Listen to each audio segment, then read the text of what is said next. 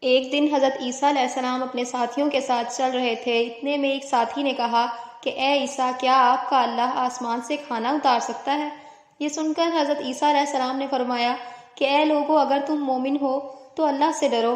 تو انہوں نے کہا کہ ہم تو اپنے ایمان کی تازگی کے لیے عرض کر رہے ہیں تاکہ ہم اللہ کی قدرت کو دیکھیں اور پیٹ بھر کر کھانا کھا کر اپنے ایمان کو بڑھائیں۔ وہ لوگ جو کفر پر ہیں وہ بھی ایمان لے آئیں۔ یہ سن کر حضرت عیسیٰ علیہ السلام نے اللہ سے دعا مانگی، اے اللہ، ہمارے لیے آسمان سے دسترخوان اتار جو کہ ہمارے لیے اور ہمارے بعد میں آنے والوں کے لیے یہ مثال بن جائے کہ تو بہترین رزق دینے والا ہے۔ تو اللہ نے فرمایا، اے عیسیٰ، تمہارے پروردگار نے تمہاری دعا قبول کر لی، لیکن اگر دسترخوان آنے کے بعد ان لوگوں نے خیانت کی تو ان پر وہ عذاب نازل ہوگا جو آنے والے نسلوں کے لیے مثال بن جائے گا۔ ابھی یہ الفاظ مکمل ہو ہی رہے تھے کہ آسمان سے فرشتے دسترخوان لے آئے۔ بعض روایات میں آتا ہے کہ مچھلیاں خوب پکی ہوئی اور مختلف طرح کی سبزیاں اور روٹیاں دسترخوان پر اتری تھیں۔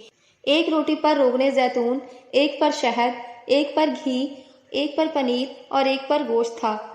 جب حضرت عیسیٰ علیہ السلام کے ساتھیوں نے دیکھا تو ان میں سے ایک، جس کا نام شمعون تھا، جو اپنی قوم کا سردار تھا، کہنے لگا، اے عیسیٰ، کیا یہ دسترخوان دنیاوی کھانوں میں سے ہے یا آسمان کے؟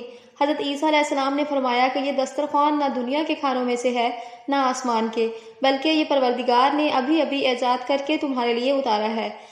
پھر آپ فرمانے لگے، خوب پیٹ بھر کر کھاؤ اور اس میں خیانت نہ کرنا اور نہ ہی کل کے لیے ذخیرہ کرنا، ورنہ اللہ کا عذاب تم پر آ پہنچے گا۔ لیکن وہ لوگ کل کے لیے تھوڑا تھوڑا چھپانے لگے۔ جیسے ہی رات ہوئی، سب پیٹ بھر کر سوتے ہیں تو اللہ کا عذاب ان پر آ جاتا ہے۔ اب جیسے ہی سورج طلوع ہوا تو ان میں سے کچھ خنزیر اور کچھ بندر بن جاتے ہیں، ادھر ادھر بھاگنا شروع کر دیتے ہیں۔